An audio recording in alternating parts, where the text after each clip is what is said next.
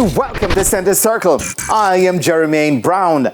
The doc is in the house. Dr. James Thomas, that is. The former national player joins us this week to speak about his time away from the game and studying in Cuba. Many talented players have come through the schoolboy football system in Jamaica. Striker James Thomas is one such player. Thomas was tipped to be one of Jamaica's leading lights in a campaign for the 2010 World Cup. But within the blink of an eye, he was flying below the radar until he resurfaced 2 seasons ago representing Humble Lion.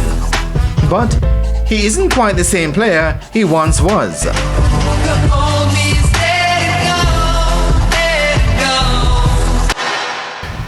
Well, back then, I was younger.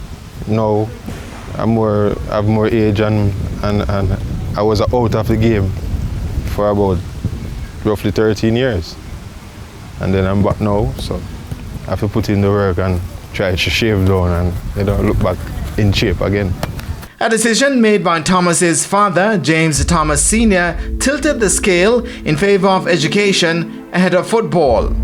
That came right after he made his debut for the senior national team in 2008. Yeah, right after that, I went to medical school to pursue a career in medicine. So I had to decide between both, and at that time, I chose medicine. Were you reluctant at any time, because this was a decision made by your father, right?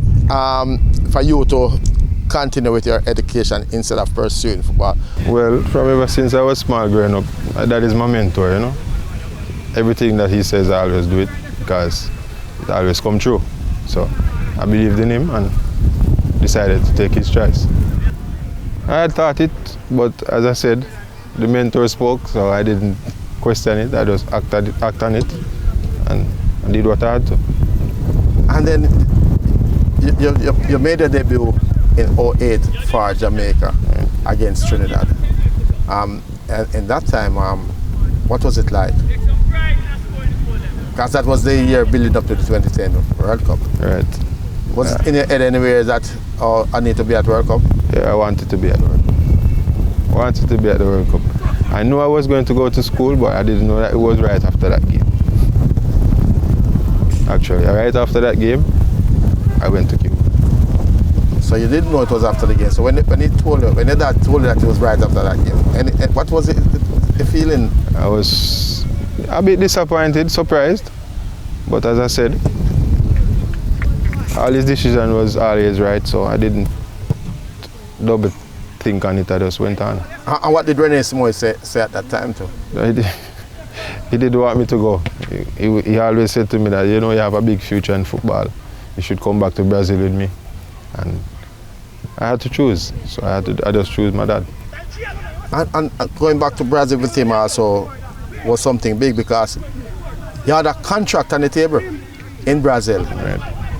The western side of Brazil, that was? It was Corinthians or Atlético Paranaense. Those 2 clubs were interested. And Corinthians is a big club. First league. And nothing in your head that's saying that, take this one? Well, I wanted to, but as I said, he had the last talk, so I had to just work with him. Do you have any regrets though? Actually, I don't. No regrets at all. The most things I do is think back and say, what if? I even said it to my mom, what if? And all she do is smile. She said, you could be anywhere. But I just keep focused and just be thankful and be grateful.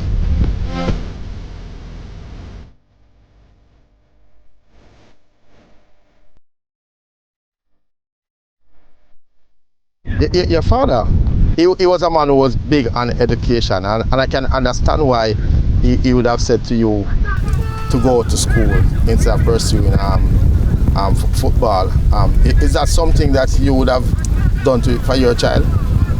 I would have done the same in terms of the education aspect of it, but now, currently, sports, you can pursue a very good career in football, so I would let him bring both and he decide which one he would want to do. What sort of person he was though? A very a big leader, very respectful, kind, helpful, and stern, also stern, strong person. So he died, as you mentioned earlier, in 2021, COVID. I can say that was the roughest time of my life. The roughest time. Up to this day, I cannot even get over it. But I would just use his memories and continue pushing on. Upon the death of his father, Thomas was made front and center of his businesses, as his father had seen the leadership in him. Well, actually it's me and my brother, bigger brother, John S. Thomas. The both of us are the ones that are in charge and in front now, but he's a person that he studies each and every one of us, so I guess he saw something in me and decided to choose me. So you're now running the hotel, this is Versales, and you have now added another side to the business, which is the clinic. Middlesex side. Yeah, why did you see the need though for a clinic? All right, the need for that clinic in this community, the Jamaican hospital alone, I've been there for a year and I see that it's necessary, it's needed, because the overheads at the hospital sometimes it's necessary for the clinic. Other people can come and get some primary help. And it's working out fine now? And it's working out. Because there was a school there, and as I said before, your father was big on education, so he had a school there. But you closed the school to put a clinic. And expanded on healthcare. Because I just wondering how would he feel right now to know that you closed the school, something that is dear to him? Well, he always had that vision also about a clinic, but he always tend to lean to education, but he always had that idea, so I just took the initiative and chose the health center. So after 14 years in Cuba studying, Thomas returned to Jamaica decorated as an orthopedic surgeon. So I left 2007 and came back in 2019. So I did medicine first, which is 7 years, and then 4 years postgrad in orthopedic surgery, and then worked 2 more years and then come back home in 2019. And although Thomas passed Spanish at the CXC level, it wasn't easy acclimatizing while in Cuba.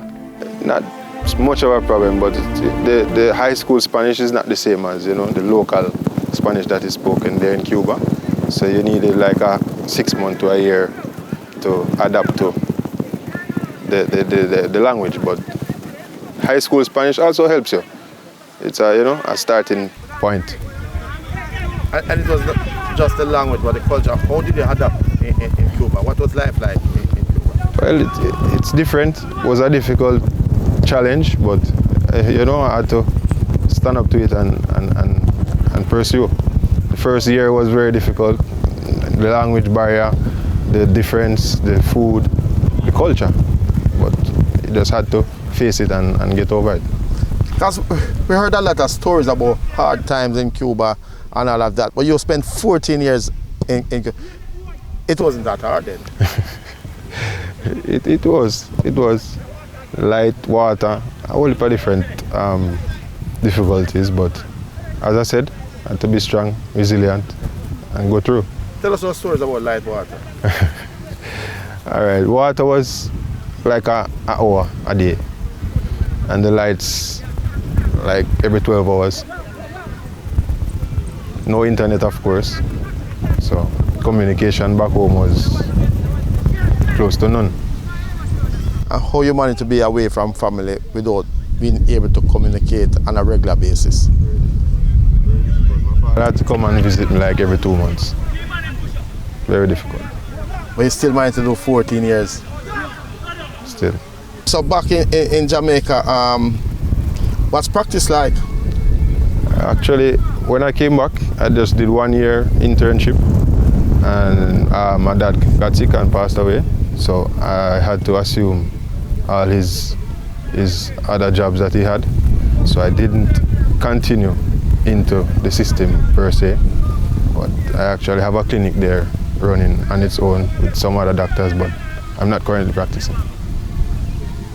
When do you plan to go back into practicing, by the way? Very soon. Very, very soon. When we return, James Thomas speaks about his days at Glenmuir High.